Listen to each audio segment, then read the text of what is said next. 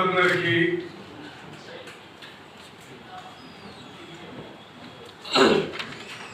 నూతన సంవత్సర శుభాకాంక్షలు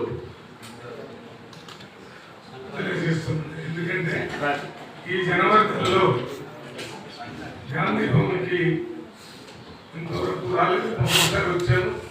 మీడియా మిత్రులందరినీ కలుసుకునే అవకాశం దొరికింది. అందుకని మీ అందరికీ నూతన సంవత్సర శుభాకాంక్షలు తెలియజేస్తూ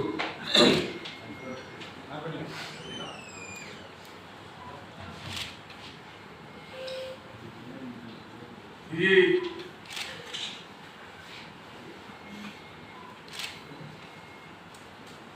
రాష్ట్రంలో రేవంత్ రెడ్డి గారు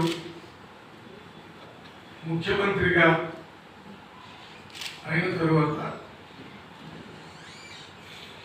అభివృద్ధి సంక్షేమ కార్యక్రమాలు ఒక పక్కన చేస్తూ రాజకీయాలు ఇంకొక పక్కన, అంటే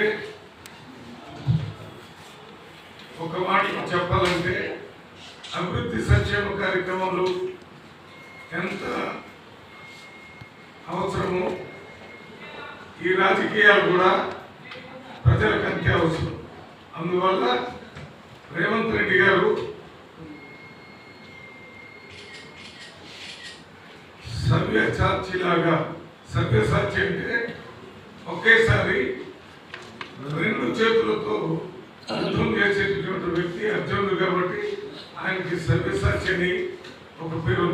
అదే రకంగా ఇటు పక్కన అభివృద్ధి సంక్షేమ కార్యక్రమాలని చేస్తూనే రెండో పక్కన రాజకీయాలు కూడా నడిపించడంలో రాష్ట్రంలోనే కాకుండా భారతదేశంలోనే ఒక జాతీయ నాయకుడిగా గుర్తింపు తెచ్చుకుంటున్నాం. నిన్న మొన్న 27వ తారీఖున ఇందోర్ దగ్గర మోహన్ని అంబేద్కర్ గారు పుట్టిన ఊళ్ళో కాంగ్రెస్ పార్టీ రాహుల్ గాంధీ గారు, మల్లికార్జున ఖార్గే గారు, స్థానిక కాంగ్రెస్ పార్టీ నాయకులు, భారతదేశంలో ఉన్న ముఖ్యమంత్రులు, ఎంపీలు అందరినీ పిలిచి అక్కడ ఒక పెద్ద మెగా పబ్లిక్ మీటింగ్ పెట్టారు. ఆ మీటింగ్ లో మమ్మల్ని ఎంపీలందరూ పిలిచారు. మేము పోయాము. మన రాష్ట్రం నుంచి మన ముఖ్యమంత్రి రేవంత్ రెడ్డి గారికి కూడా ఇన్విటేషన్ వార్తలు వచ్చారు. మన మంత్రులు కూడా ఒక 60 మంది మంత్రులు వారితో పాటు వచ్చారు. ఉప ముఖ్యమంత్రి కానీ, లేక సీతక్క కానీ, జూపల్లి కృష్ణారావు కానీ, మోమటిరెడ్డి వెంకటరెడ్డి గారు, శ్రీనివాస్ రెడ్డి, వీళ్ళందరూ కూడా ఆ మీటింగ్ రావడం జరిగింది. ఆ మీటింగు ఈ మధ్య కాలంలో బీజేపీ మోడీ ప్రభుత్వం రాజ్యాంగానికి వ్యతిరేకంగా,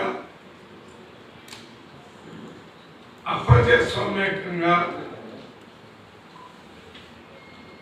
అంబేద్కర్ గారికి వ్యతిరేకంగా మాట్లాడుతూ పరిపాలన చేస్తున్న సందర్భంగా అమిత్ షా గారు రాజ్యసభలో అంబేద్కర్ గారి మీద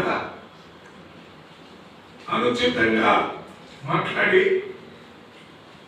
పార్లమెంట్ లో మాట్లాడేటప్పుడే ఆయన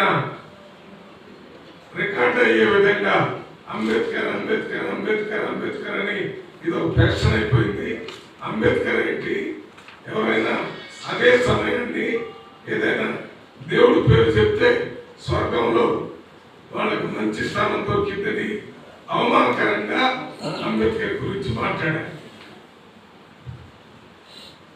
దానికి వ్యతిరేకంగా Congress party leader of opposition Rahul Gandhi గారి నాయకత్వంలో, leader of opposition Rajya Sabha Mallikarjuna గారి నాయకత్వంలో దాదాపు వారం 10 రోజులు పార్లమెంట్ జరగకుండా దీనికి సమాధానం చెప్పాలని చెప్తే ప్రధానమంత్రి కానీ, హోమ్ మినిస్టర్ కానీ దీనికి సమాధానం చెప్పకుండా ఈ నిరసన చెప్పే కార్యక్రమాన్ని కూడా వ్యతిరేకించడానికి ప్రయత్నం చేసి ఇంకా ఎక్కువగా అంబేద్కర్ గారు రాజ్యాంగానికి వ్యతిరేకంగా పరిపాలన కొనసాగించి పార్లమెంట్లు కూడా కొనసాగించారు. ఆ సందర్భంగా మొత్తం భారతదేశంలో అన్ని రాష్ట్రాల్లో మీటింగ్లు జరిగి నిన్న మొన్న ఈ అంబేద్కర్ గారు పుట్టిన ఊరు బొమ్మలో ఇండోర్ దగ్గర ఒక పెద్ద మీటింగ్ పెట్టి జై బాపు, జై అంబేద్కర్, జై సంవిధాన్ అని ఈ మూడింటి మీద మీటింగ్ పెట్టి ఆ మీటింగ్లో మరి రేవంత్ రెడ్డి గారిని కూడా మొన్న మాట్లాడాలని కోరటం జరిగింది. వారు మాట్లాడేటప్పుడు